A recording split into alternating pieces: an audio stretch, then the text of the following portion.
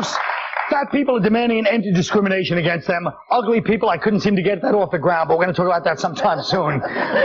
Soon, they're actually doing this march in Washington, I believe, unless this was a joke, but I thought it was serious, called the $1 Million March. Is that true? I swear to God. What other groups should be protected from discrimination and why?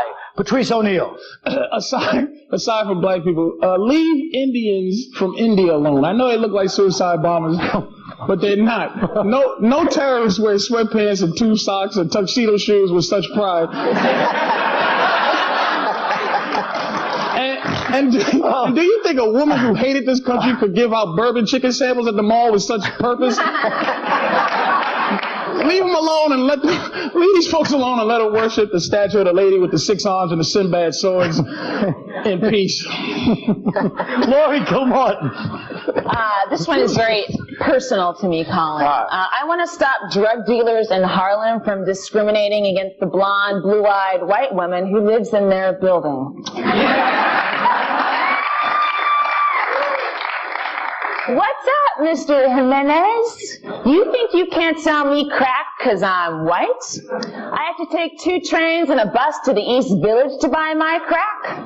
When I knock on your door at 3 a.m. on a Thursday with a $10 bill in one hand and imaginary roaches crawling up the other, you think it's okay to say, sorry, store's closed, snowflake? No soy la policía, Mr. Jimenez. No soy la policía.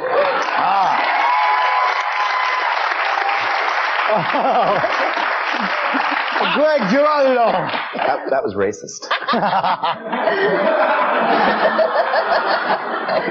We need to stop age discrimination. I tried to help my son find a part-time job recently, and no one would hire him because he's 2.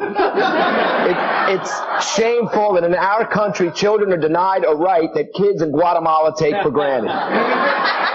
Let's end all ageism. If a 15-year-old boy can have sex with a 15-year-old girl, then why can't R. Kelly? Ever heard of the Equal Protection Clause? Maybe the government shouldn't have a say in how a blossoming young woman chooses to deal with her daddy issues. Oh, Jesus. It was well phrased. Wow. Greg Fitzsimmons. I think we got to stop discrimination in the strip clubs against strippers who have C-section scars. I mean, these are the women that need it. They have a child to support, not just a coke habit. That's right. The beautiful ones don't really need the money. Let's base our dollars we give away in strip clubs on needs. Now, I have a wife and a child. When I'm ass deep in a lap dance with a woman wearing nothing but body glitter and a fake smile, I want to know that my money's going to support a hungry child. Or 6. Because I'm all about family values. Very good.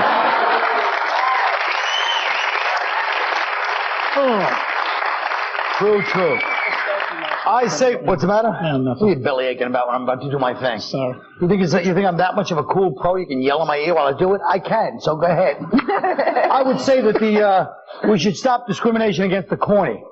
There are a lot of corny people out there who just say the wrong thing all the time or do the wrong thing. They're never hip or cool enough for our slick little society. I think that if you want to listen to Michael Bolton or NSYNC or whatever, that should be your business.